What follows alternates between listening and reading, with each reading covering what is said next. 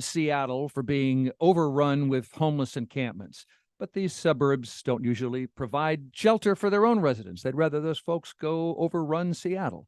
Well, this week, a King County suburb became an exception to that rule. We will tell you that story, among others. First, let me introduce my guests to you. Local journalists, Publicola co-founder and publisher Erica Barnett. Hi again. Hey, Bill. Nice to see you. Good Seattle to see you. Times has sent us two of their reporters. Transportation beat, David Kroman, welcome back. Hello.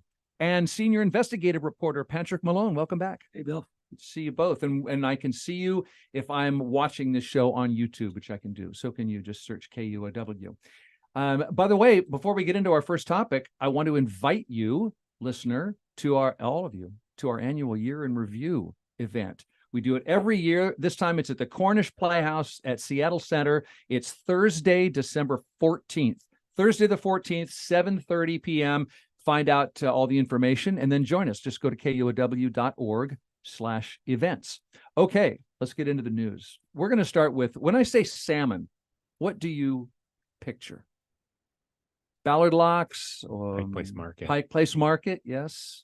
Cedar River, splashing, or indigenous art, a bear's mouth, bagel and locks. In some way, I think the word iconic is overused, but not when it comes to salmon in this region. It's part of who we are. It's part of our ecosystem. We all want to save salmon, but the money, David, the money just to help salmon pass underneath roads as ordered by a federal judge. Yeah, it's kind of a doozy. I mean, as you said, a federal court said that Washington State needed to honor its treaties. And part of that was removing barriers for salmon to migrate upstream, or return to the ocean, go both directions. The biggest barrier is culverts, basically big tubes that go under roads. That we've all seen them, the concrete or metal pipes under the roads. Yep. And those had been a big problem for the reproduction and breeding of salmon. Why is it a problem? It helps them get through. But they were maybe too narrow, or there wasn't enough water flow. The plenty of reasons why they were not adequate.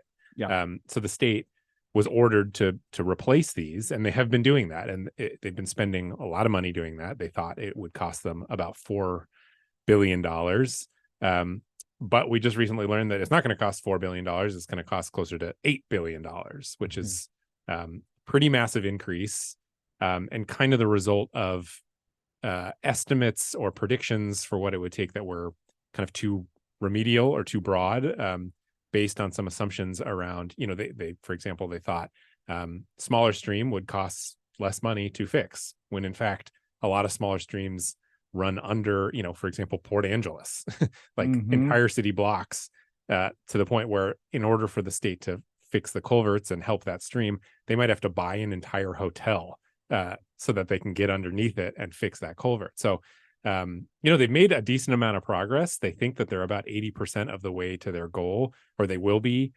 within the next couple of years, and they have the money to do that. But it's that final 10% to get to 90%, which is what the court said they needed to do, that's going to cost billions and billions of dollars, because we're talking about culverts that run under I-90 or I-5. I mean, these are massive projects that are going to require whole highways to be torn out and replaced. I want to hear your questions. I have one more, which is, does a federal judge care how much it costs? I mean, treaty rights are treaty rights.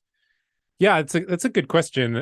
I worked on the story with my colleague Mike Riker, who's kind of a little more steeped in this world than I am. But it does sound like there was possibly some part of the ruling that allowed for, if things really got kind of too big for the state to handle, theoretically, people could, the state could come back and kind of talk to the judge. So far, we haven't gotten any indication that the state wants to do that, because, if you open up the legal, because it took them a long time to get to this agreement with the tribes and the court, and for everybody to kind of be on the same page. So to go back to the court and reopen that has a lot of risks to it. Some Republicans have suggested that they do that. Governor Inslee and the chairs of the House and Senate Transportation Committee so far have not said that that's an option.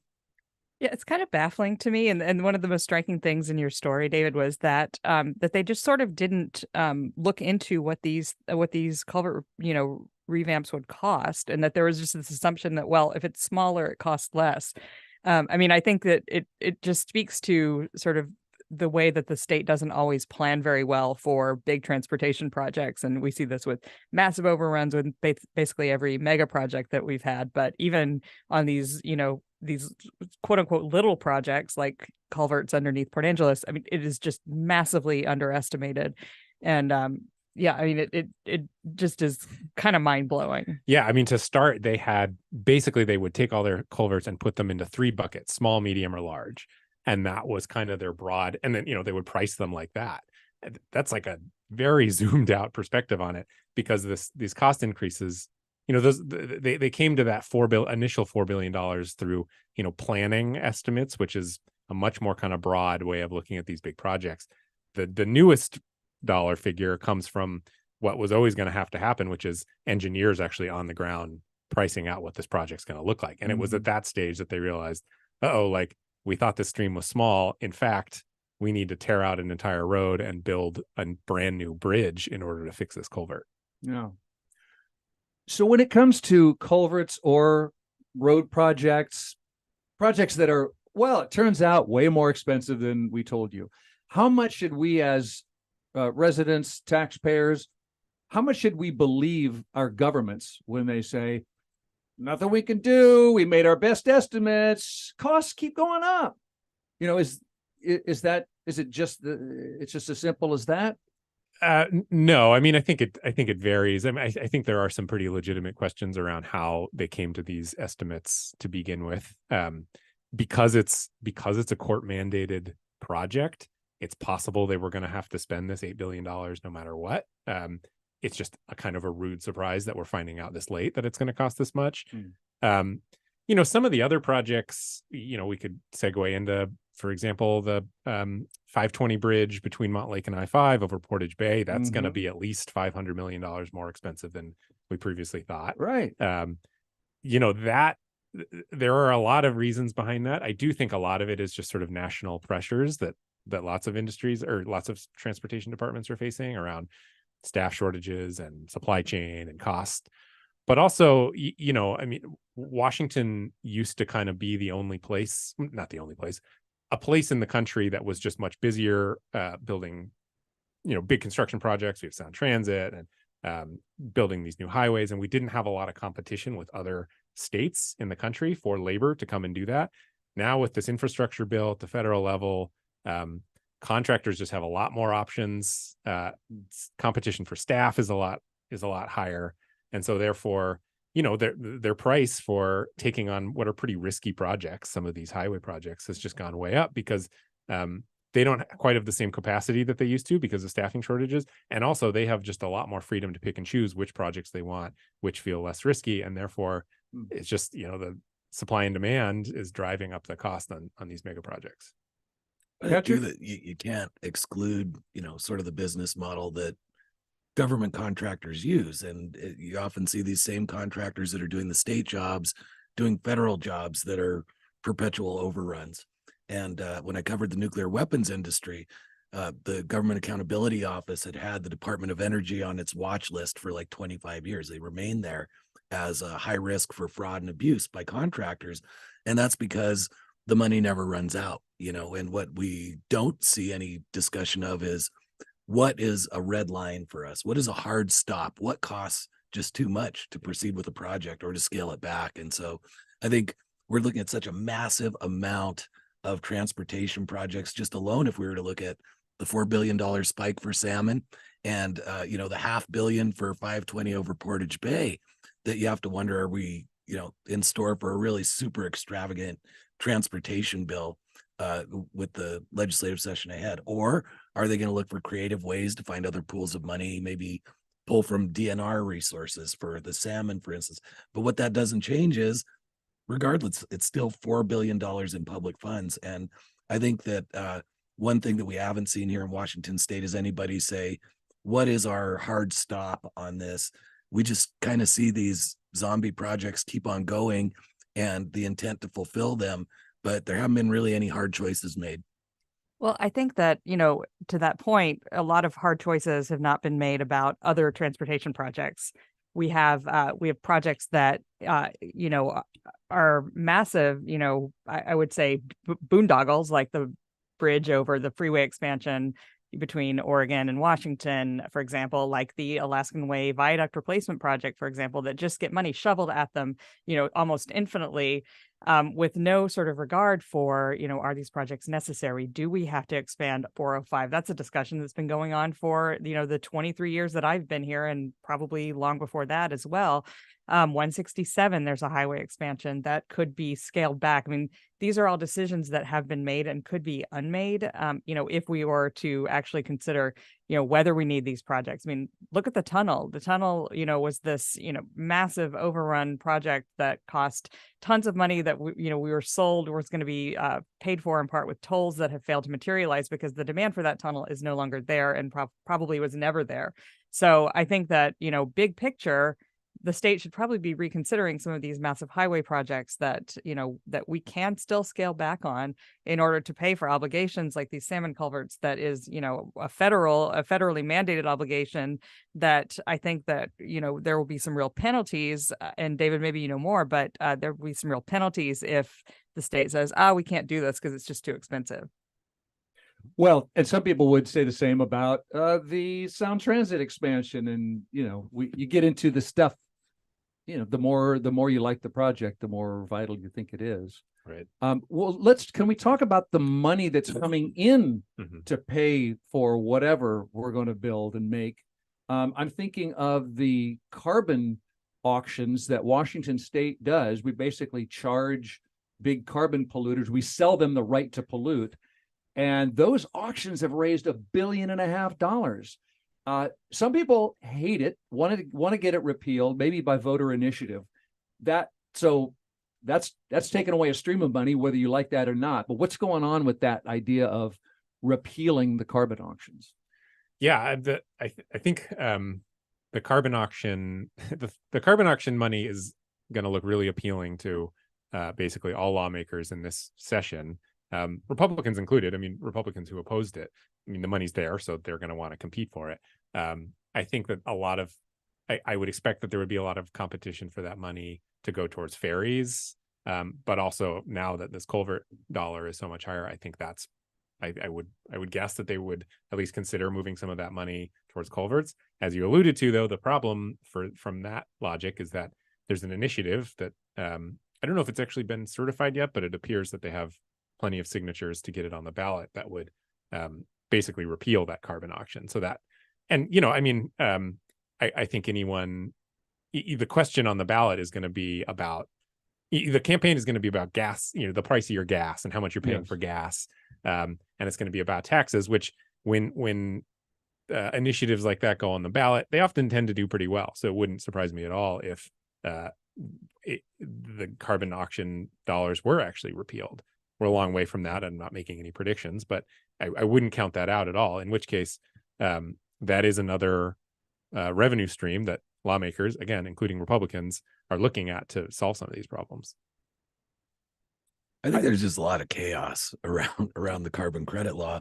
Even though I think that it's accomplishing what everybody hoped it would to this point, there's still very much let's wait and see whether it delivers all of its promises around it. And I know there are still folks that are skeptical, and there are others that feel like it's just wonderful, and they've tapped into it and are doing heat pumps and telling their neighbors to get heat pumps and stuff. But what do you mean by deliver its promises? It's not like the temperature is going to go down because of carbon auction. So how would we know? It's fiscal promises. Okay. The promises of all that it's going to solve in terms of both monetarily, the monetary benefits, but then also I think that the green benefits of it depend on it being carried through to fulfillment. If they pulled the plug right now, I think it would only add to the chaos. But passage of a specific initiative that aims to undercut it would be very interesting, in the sense that I think Democrats would be banging their head against the wall about how could this have happened. But love it as they might, you can't argue with the will of the people. And if this is something that is embraced by the citizens, this is something that has been a real priority of this administration and a lot of the people who are on board with it. But it really does remain to be seen whether there's much support for repealing this, or whether we have just a lot of bluster from one person who's got a lot of money and is really excited about it. think what gives it salience is that as the carbon auction was being considered and passed, it was, it was downplayed how much of an effect that this would have on gas prices. I should say we don't know exactly how much of an effect it has on gas prices because there's not a lot of transparency around that. There are going to be bills this legislative session that would force these oil companies to sort of say how much they're passing on to consumers. But regardless of what exactly is happening behind the scenes, Washington's gas prices have gone up faster than the rest of the countries. And I think that in fact, can I share some news? I don't know if anyone else has seen this, but I just saw this morning on King 5 that a former state economist is suing 2 state agencies and the governor's office. He said his career was ruined for his refusal to lie about how a new state policy, what we're talking about, would jack up prices at the pump by 45 to 50 cents per gallon. He claimed these state officials retaliated against him for refusing to keep quiet about his forecast. Yeah, and I don't know. I read that story this morning. I have no insight into the credence of his complaints. The gas prices have gone up by around 45 to 50 cents a gallon. Again, whether that is total honesty on the part of the oil companies, we don't know what's going on, but gas prices have gone up by around that much. And that again, when you're talking about gas prices and something people see every day, we see this in public opinion polls, presidential approval correlates almost perfectly with the price of gas. It's a really salient thing that people see every day and fill up. And that's why I think it would be foolish to discount this initiative because people feel this and they feel it every day. I mean, I think to Patrick's point, I mean, this is there is a hedge fund manager in Redmond who's funding a whole bunch of these. And I would be really curious. There's 6 different initiatives that might be on the ballot. One is, this is obviously the most high profile right now. One is to repeal the state capital gains tax as well. Yeah. And so, I think, I'll be curious to see how many get on the ballot and whether there is, voter confusion if there are 6 different sort of right-wing initiatives on the ballot to repeal various taxes.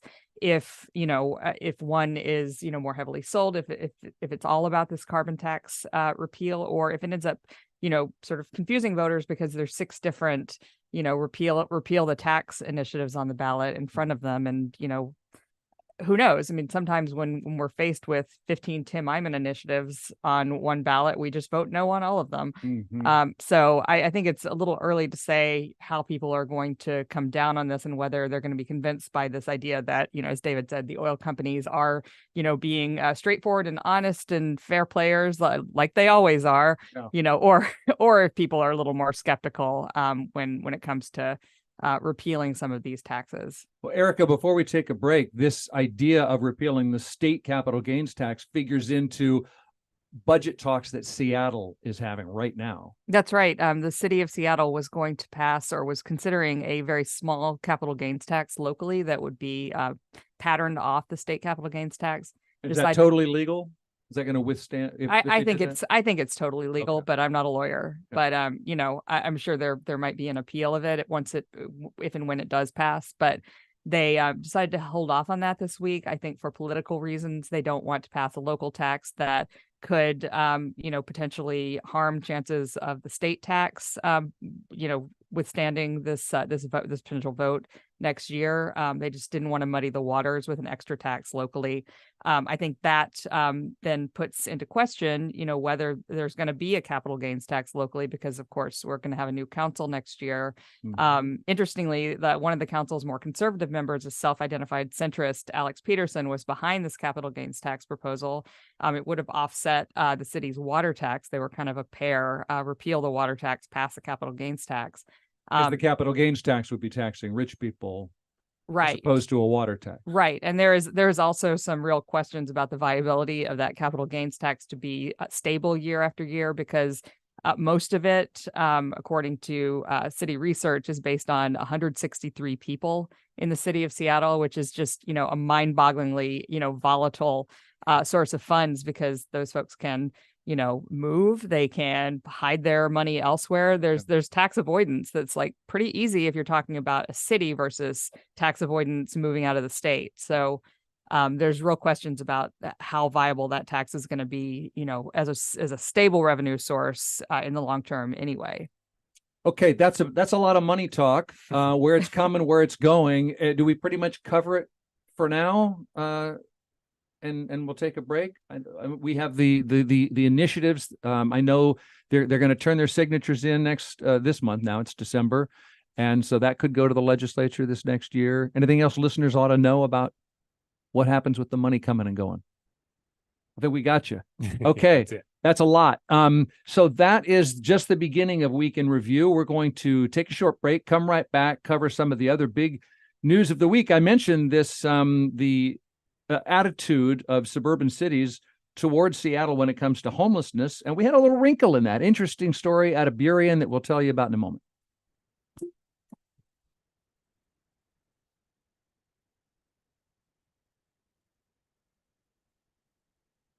It's 1228. KUOW's Week in Review will continue in a moment. Today, we are looking at a cloudy sky with chance of rain and a high of 47. Chance of rain overnight, rain expected tomorrow and for the next few days. This is KUOW 94.9 Seattle. Support for KUOW comes from University Cooperative School, offering a community focus to inspire learners in pre-K through 5th grade. Families can learn more at an open house on Saturday, December 2nd at 1 p.m. or at ucoopschool.org, where childhood is a journey, not a race. And from the Corporate Bankruptcy, Receivership, and Finance Group at Ryan Swanson Law, counseling Northwest businesses for over 125 years. Lawyers helping businesses in distress resolve financial problems, restructure, and avoid bankruptcy. Online at ryanswansonlaw.com. You are listening to KUOW's Week in Review. I'm Bill Radke with my local journalist panel, the Seattle Times' David Kroman and Patrick Malone, and Publicola's Erica Barnett. And I'm inviting you to our Year in Review live on stage event. This year it's at the Cornish Playhouse at Seattle Center, and it's happening Thursday evening, December 14th. To find out how to get there, go to kuow.org/events. Okay, on with the news of the week. We talk a lot about homelessness in Seattle, but there are people without homes all over our region. What are those suburban communities doing about it? Well, in Burien, for more than a year, a few dozen people have been living outside around a couple of city blocks in the city center of Burien. The city has banned outdoor camping. That just, I think, goes into effect today. And so there have been no alternatives, though, to encampments. There are no shelters there. A Burien church is trying to allow tents in its parking lot, and the city's threatening legal action to stop them. For months, the city of Burien's been debating, should we build shelters? And the county has offered them $1 million if they do, Erica. And this week, the city council decided to do what? They decided to take the money at an almost 11th hour, literally, vote. On Monday night, they held a special meeting that was not scheduled previously after voting essentially deadlocking last week, taking no decision. So they're going to accept this money. They want to build the shelter which will be sort of a tiny house village style shelter of some kind. We don't know who the provider is going to be. That's all to be determined. And it's land owned by Seattle City Light that is in the city of Burien. So there is going to be some sort of shelter probably for some small number of people, which is a new thing in Burien. They don't have a year-round shelter that is available to everybody. So it's a sign of a movement, at least temporary, towards allowing shelter in the city. Yeah, well, what about this movement? Is there a trend of will more suburban cities be building shelters in exchange for county money? Well, this is federal money, so it was sort of a one-off situation where there's federal money that's flowing through the county. It's going to go away. It's part of those ARPA funds that flowed in after because of COVID. Okay. So I don't predict any trend towards be a friendlier environment. I mean, this was an incredibly contentious vote. That, as I said, was very last minute, and the public comment got incredibly heated. A lot of accusations of, Seattle is sending its homeless people here. The mechanism was never clear about how we were doing that. But, it's pretty clear that the folks from talking to homeless service providers that these are Burien folks that have been there for a long time. And so incredibly contentious vote. They too are getting a new city council in next year. With the person who was most instrumental in making this happen. This vote in particular happened. Sydney Moore got voted out. So, I think that in general, there is an overall hostility in the suburban areas and in suburban cities to providing this kind of shelter and to sort of providing homeless services, which, speaks to the difficulties of having a truly regional approach when, Seattle is bought in and King County government is brought in, but most of these cities are not bought into the idea of a regional approach. It seemed like that was always the kind of essential question mark or weakness, maybe you could say, about the King County Regional Homelessness Authority, which is, it's bringing together all these suburban cities. Can you ever get all these suburban cities and Seattle and King County government to agree on which direction they're paddling? Yeah, I mean, and I think that the answer right now is no. I mean, KCRHA, the Homelessness Authority, is essentially an administrative body that, now all the money that was going through one channel is going through KCRHA, but it's the same essential money. It's the city of Seattle and King County, and the suburban cities aren't paying into it. But more importantly, I think they're just not philosophically bought in. I mean, I think regionalism is a really hard sell. There was sort of this process that led to this agency, but it's just kind of passing the buck so far. I mean, so much of suburban King County gets its whole identity from "we're not Seattle." Mm-hmm. And that's a very prevalent attitude of residents in these places too. But I think there's a growing acknowledgement that when Seattle sneezes, the suburbs catch a cold. So we've got a lot of the same cultural problems, the same infrastructure problems. And I think that the biggest barrier to some of these things might even be just the way that these communities view each other. But even with the progress that has been made this week, and I just have to compliment Erica's story. I thought she did a wonderful job of At Publicola, by the way. at Publicola, that did just an outstanding job of capturing all the many moving parts of this that make it really what could be a prolonged and intractable problem. You've got just divergent views on council. You've got even the expiration of this grant being used as a potential time bomb to end the effort altogether. I know that didn't go anywhere, but I mean, there's an eyeball on it. So taking the money is one thing, but accomplishing what everyone hopes for is very much another. And I think the divisions on council threaten to really prolong this already drawn out process. We've talked about this contentious meeting. I want to play a little bit of audio and ask you about it, Erica. This is homeowner Stephanie Rogers expressing her concerns about these new pallet homes. There should be no question about putting it next to a school. No way. And neither in a neighborhood. There's trash all up and down. There's fires. Our trees are missing. Broken down vehicles. It's not safe. There's no services. There's no infrastructure. And at the same meeting, testifying were people who might live in these shelters, including this resident of this now illegal tent encampment. We are not these horrible people that everyone is making us out to be. We're just people that are going through a hard time and, didn't have family or didn't have resources to help us stay in where we were. So, Erica, Burien is not that big a place. These are neighbors. Are these people who sound so opposed, are they talking to one another face to face? That's a great question. I mean, it certainly doesn't seem, I would say that people who are sort of demonizing a very small group of homeless people and saying that they are responsible for cutting down trees and broken down cars all over the city and trash and all these things. I mean, it is almost, it defies logic that it is possible for, 30 or so people to be responsible for all the crime in Burien as it has been attributed to them. I mean, I think public comment does tend to heighten people's the kind of things that people will say, but the things that are said in public have been pretty shocking. So I think there is a real divide between the two sides on this. I think that the only way to really bridge that is if this encampment this shelter is allowed to go into place and is a success. Tiny house villages are located all over King County. There's some in Tacoma. But this will be an unusual one in a suburb. I just want to say one thing about the school comment. There's a private school located there, somewhat near where the shelter will be, or actually quite near, but it is separated from the shelter by a very large 180-foot buffer of blackberry bushes, and they have an extremely large fence all around the school. So, there's a lot of hyperbole going on, I would say, on one side, and it did not prevail this time. Right.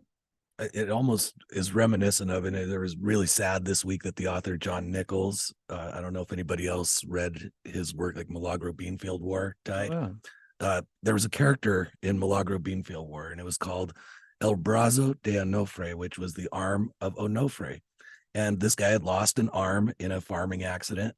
And every time something went wrong in this little town of Milagro, they naturally blamed the missing arm of Onofre, So there's always this specter of looking for someone to blame. And it does sound like there's been a lot of, drawing conclusions about who is in this homeless population. I think a closer look at it would show that these are a lot of people. Some of them are migrants.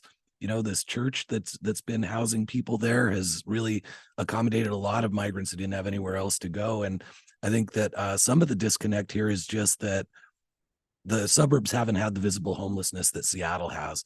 And now that they have, they're drawing some conclusions about it. And it's helping to form opinions. And often there's just this attitude of exclusion that somebody made poor choices or somebody is a bad person because they're in this lot in life.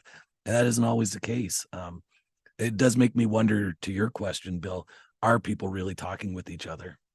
Well, you mentioned migrants. Erica, isn't there a requirement that is it 90% of people who would go into this shelter have to be, quote unquote, from Burien? I'm not sure how they measure that. Yeah, there's a couple of requirements that the city of Burien tried to put into the legislation. I don't think either are going to be I'll say be legally binding, in the sense that it's not up to the city of Burien to write the request for proposals for this. I mean, it's kind of out of their hands. But yeah, they said that they want everybody, or 90% of the people, to be from Burien, undefined how they determine that. There's some requirements around drugs and alcohol that were put into the legislation. One really specific one is that they can't even is that people who come onto the premises cannot be under the influence of anything. And I don't think that is in any way legally enforceable. You would have to drug test people at the door. And so there's a lot of kind of wish fulfillment in the legislation, but I don't think that it's going to be possible to enforce a lot of that stuff.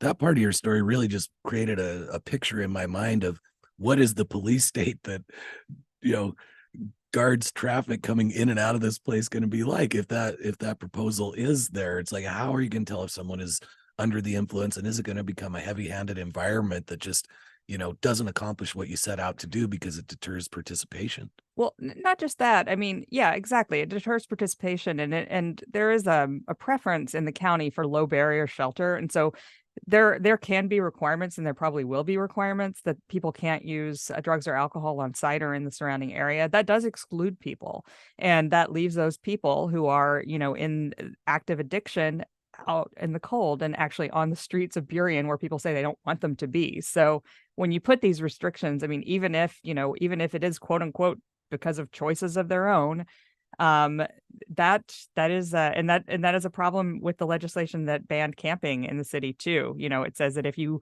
can't go into a clean and sober shelter because you are not clean and sober, then you are breaking the law. Mm-hmm. So there's a lot of restrictions in the city of Burien that are pretty harsh and pretty, I would say, unrealistic, given the realities of being homeless. Okay, still some decisions to come on this now approved pallet shelter area in Burien. So we'll keep following that. We've also been following the trial of 3 Tacoma police officers charged with manslaughter and murder after a man, Manuel Ellis, died in their custody. Patrick, this is not just about these 4 men. It could be a test case for a new state law as well. The prosecution has made its case against these officers. The defense is now making its case. And you're attending. What have you learned? Well, I've learned how to get to the courthouse in Tacoma before the sun comes up, among other things. But I think the probably the most important thing that I've learned about this is that I-940, the police accountability law that was passed first by voters in 2018 and then the legislature in 2019, is really up in the air. with this trial, because I think it's going to define a lot of things. It removed the barrier of malicious intent in order to charge an officer for an on-duty death. And so I think people thought it's just going to open the floodgates on officers being charged with assault, officers being charged with homicide. But the truth of the matter is that I think that a lot depends on how this trial comes out. If these officers all are acquitted in like a 15-minute deliberation, I think that you're going to see prosecutors in other jurisdictions wonder whether it's worth their time, and are they realistically going to get convictions, from a jury, because it's one thing to be able to charge officers. It's another to sit there and hear the literal argument. This happened during opening statements, and the judge recommended, he admonished the jury to ignore it. But one of the defense lawyers said, hey, my client spent 8 years in the Army and 5 as a cop, and the community should treat him as respectfully as he has treated them. And, that says nothing about what happened on the night that Manuel Ellis died. It actually gets to the core of why I-940 was passed, which is just because you're a police officer, you cannot kill with impunity. So there's really a lot at stake here, and it might not be the read to take these cues from. I mean, Tacoma is a place that is known to be very pro-police. There was a trial in January of the Pierce County Sheriff. He was acquitted in the same courtroom where I'm watching this trial. So, it could be that this trial will really set the tone for whether I-940 has any practical teeth in the future or not, because an acquittal here of all three would make for some very reluctant prosecutors. And I'll just say that I know a lot of families who have lost loved ones to, the police, have been attending this trial and showing support for the Ellis family, trying to get a look at what justice looks like, the justice they will never get. And it's hard. This is not easy for the victims' families either, because, the system rightfully is weighted in favor of the defendant. The onus is on the state to prove this.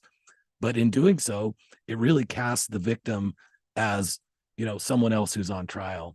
And so for someone who's already been through losing a loved one under circumstances that are very difficult and sudden like this, they've now got to go then not only relive this lowest moment in their lives, but the lowest moments in their loved one's life that preceded this. So it's a heartbreaking thing. And I've covered over 350 murder trials. I covered for almost a decade. I would go to a courthouse in the morning, write my stories, and go home at night without ever setting foot in the newsroom. And I've never seen a police officer on trial for murder in all those. So it's a foreign experience for all of us. And I think that it's also exposing some flaws in I-940.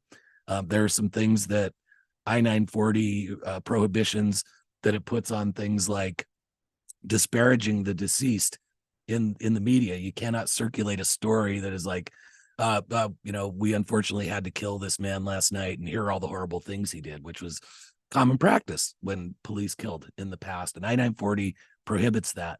But it doesn't change that these are the things that are still the focal point in court. So, I have to say that I think it's exposing some warts of I-940, but it also could be what either lifts or buries I-940 for future use. Do you get the sense that there is sort of a movement yet, or do we just not know it's too early to sort of pass additional legislation initiatives to add more teeth to I-940 or to fix some of those flaws that you're talking about? Like it just seems like, yes, the outcome of this trial will be dispositive in some way, like in terms of what I-940 can do, but then we go on from there, and there'll still be, whatever happens, there'll still be, cops killing people and a movement for reform. So are you hearing anything else yet? I haven't heard anything concrete, but what I can say is there are a lot of criticisms from the governor's office on down to lawmakers, to lawyers on both sides of the aisle, both prosecutors and defense, about certain aspects of this law that they have not worked in practice. And I think we could look at the Attorney General in the middle of 2020. He decided to review, how well in the first 6 months of this did law enforcement agencies really implement I-940. And they've done a horrible job. Overwhelmingly, like every one of them had gotten a great deal wrong. And so obviously there are things that need fixing. I think there needs to be a closer look. And I think we need one of these. I always call for one of these, Bill, when I visit a super expensive Washington state study on how well these agencies are following I-940. It could be that the disconnect is in implementation and practice and not in the infrastructure of the law itself.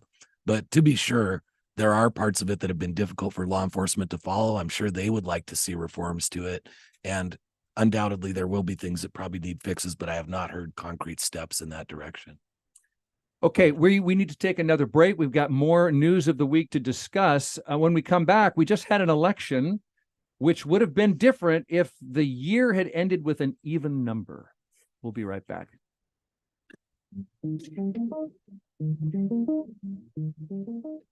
Support for KUOW comes from BECU, a member-owned credit union putting people over profit, offering financial services and support to the community with access to local financial centers, over 30,000 ATMs, and online resources at becu.org. Federally insured by NCUA. I'm Julian Marshall, host of BBC News Hour. On today's programme, Israel resumes military operations in Gaza. We look at how it's using artificial intelligence to select bombing targets.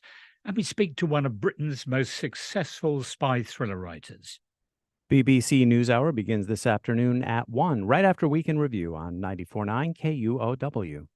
Support for KUOW comes from Amazon. Partnering with food banks across Washington state, Amazon is committed to helping meet the needs of families experiencing food insecurity by donating and delivering 6.7 million pounds of food to families in need. You're listening to KUOW's Week in Review with Publicola's Erica Barnett and the Seattle Times' David Kroman and Patrick Malone. I'm Bill Radke. We've talked about some stuff in depth so far. We are near the end of the show. I want to touch on a few news items more briefly. Seattle Pet Care Company sold for $2.3 billion. Private equity firm Blackstone is buying Rover, which has been around a dozen years, headquartered downtown, offices in Spokane and Barcelona and London and Berlin, $2 billion. And I've never met anyone who works there. They arrange pet sitting and dog walking and boarding, and very successfully, as the price tag would suggest. GeekWire did a big spread about how they have dozens of dogs in the office and they come to the meeting. And apparently it says there are 2 walks of shame at Rover, one by the dog who makes a mess on the office carpet and one for the dog owner who has to go fetch one of the available rug doctor machines to clean it up. Washington Congressmember Adam Smith says his house was vandalized by people advocating for a ceasefire in Israel and Gaza. Congressman Smith says the extremism on both the left and right side of our political spectrum is a threat to a healthy, functioning democracy and has been condoned for far too long. Extremism on both sides is degrading to our political system and must be rooted out for our democracy to be able to persist. Starbucks is making it easier for employees to put a pause on mobile orders if the store gets too busy. This has been a labor demand in union talks. Mobile ordering now accounts for more than a quarter of all U.S. sales. I read that the app makes it easier to personalize your order, which means more money because Starbucks charges you for those extras. I'm not sure why it's easier to personalize your order on mobile than in the store. Any experience with that? I think maybe they mishear you. No. Okay. Or, right. Have you ever, maybe you feel embarrassed about asking for 4 different personalizations on your drink in person. But... And then you find your name, Bill, spelled Billiam on your Starbucks cup. New buildings in the state will have to have heat pumps or something at least as energy efficient. The State Building Industry Association called it an assault on energy security and vowed to keep fighting it in court, getting to our various carbon climate mitigation discussion earlier. Seattle recorded its 70th homicide, the most in a single year, most of them gun-related. Hurricane Ridge reopened, Olympic National Park. The lodge burned down this spring. A bunch of snow fell at Stevenson Snoqualmie passes. 30 semis spun out on I-90, but it's about to rain there, so it's not going to be enough to open the ski areas. Crystal Mountain, however, open. And finally, the Huskies and the Ducks play tonight for the Pac-12 championships. I say tonight. If you're listening to the repeat broadcast of our show or on podcast, then you already know who won. And what a game it was. Yeah. Yeah. I also saw this morning, Wazoo said they've reached a scheduling agreement with the Mountain West Conference. So Boise State, Wyoming, Hawaii, which is a mountain state. Hawaii is a mountain state. Colorado State. Colorado State. Yeah, I think it's kind of cool if there's a conference just based around whether there's a mountain in your state or not. And I guess that's not the same as the Cougars officially joining the Mountain West, but all of this is in flux. David, you're shaking your head. Oh, I don't know. I just love the idea of the Pac-2.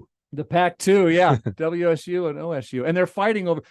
So all these other schools left, and so OSU and Washington State are saying, okay, so we're the only ones in the conference, so that's our money that's still in the conference, right? Yeah.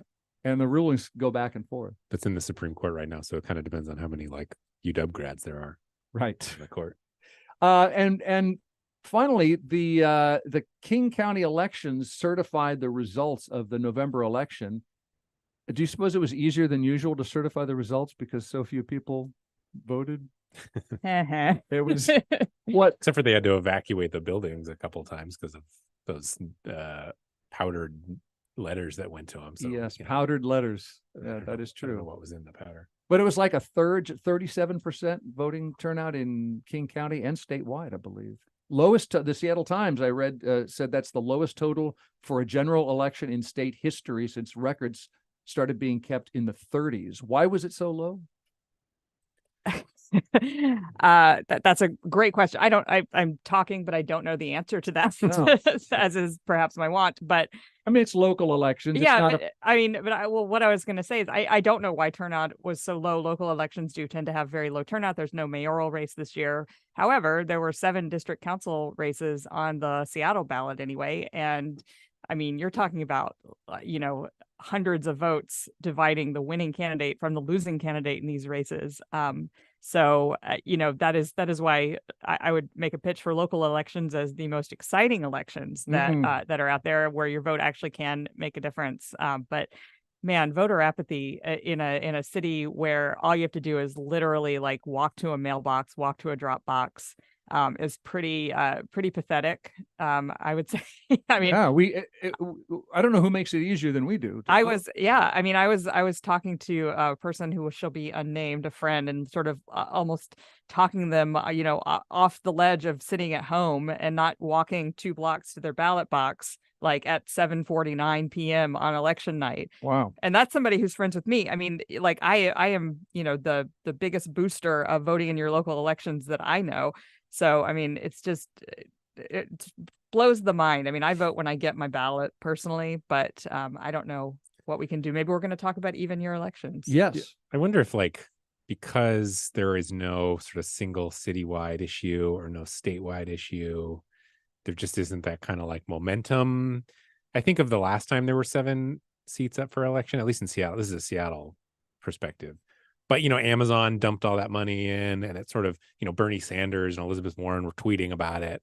And it sort of gave the whole election like a sort of unifying theme that maybe people turned out for. Well, this time, I just don't know what that was. There wasn't like a single narrative. And then therefore, maybe it was a little harder for people to like even remember that there was an election. I don't know. And you're voting in these district elections that are, and I will just say that I have heard from a number of observers, this is not entirely my observation, that there was an issue with candidate quality this time. There wasn't, a lot of like just real sparkling, knowledgeable, in-depth, expert, I don't know what the description would be, but the candidates that ran this time were not people that people were familiar with. They weren't necessarily people that were coming out with a lot of big, bold ideas or seemed super knowledgeable about local issues. And that's, both the people who lost and the people who won across the board. There was perhaps an issue with just the overall quality of the candidates. Do you think Shama Sawant not being on the ballot would make a difference? I mean, she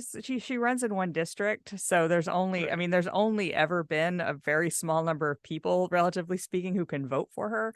I mean, even if you're like super mad at Shama, I mean, if you live up in District 5 or in anywhere outside her, relatively small district, can't do anything about it. You can just kind of like rage.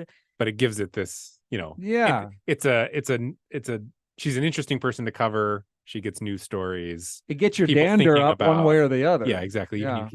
Yeah. But you were saying, Patrick? Yeah, well, I've seen a lot of congressional races that have high turnout with really poor candidates, so I really think that this is more of a this is gonna sound ugly, guys, but it's an electorate's priorities issue. I just think that people care more about presidential races, congressional races, statewide races than the ones closer to home, even though in reality, in those local positions, they have greater impact on our everyday lives. So it's kind of a weird situation. But I do think that voters tend to view local elections as a little more trivial, and maybe because they know less about them. They get very little media coverage too. I mean, the Seattle Times runs, one story that's like, here's what they think on these 5 issues, and it's the 5 issues that what everybody thinks on, and then that's it. And then we're also in an era of where people turn to social media and are getting their ideas from there. And I don't think that anybody's talking about local elections on social media in a really informed way.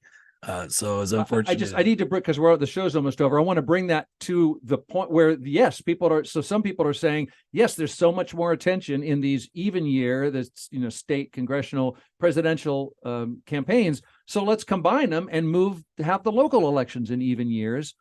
Will that happen? Pro con? Is it going to make us more interested, or is it going to be like, oh my God, look at the ballot? It's gigantic now. I mean, I'm the world's biggest cynic on this, probably because I've exclusively covered local politics my entire career and focusing on local elections. I don't think it's going to make a huge difference. I mean, maybe it'll get more. The thought is that it would get more progressive candidates elected in local elections because people will be paying attention. Young people will vote. I don't know, man. I mean, you've got a 10-page ballot. There's a lot of ballot drop off that you see in every election with a giant ballot. So I'm skeptical that it's going to make a huge difference one way or another. Yeah. And I mean, if you think it's hard for people to educate themselves or get information on 7 city council races right now, if you put those on the same ballot as governor, secretary of state, attorney general, lands commissioner, president, Congress, I mean, that's a lot of stories that people are not going to read. Okay. Well, we'll see. We are so out of time. I always ask for something to leave our listeners what made you smile. And we're so out of time that I just have to say that what's making me smile is the fact that I know you're going to join us on stage on the 14th. Our year in review show event is coming up. It's an annual fun, and it's at Cornish Playhouse this time around Seattle Center, Thursday, December 14th, 7:30. Find out everything you need to know at kuow.org/events. And of course, I smile when I get to see Erica Barnett from Publicola, co-founder and publisher, transportation reporter David Kroman, and senior investigative reporter, both from the Seattle Times. Thanks for coming in and being our show this week. Thank you. Thanks, Bill. Thanks, Bill. Great to see you all. Kevin Kniestedt produces the show, and Bernard Ouellette runs the board and makes excellent music choices and more. And I hope you will be back with us a week from now on the next Week in Review. And see you on the 14th for Year in Review.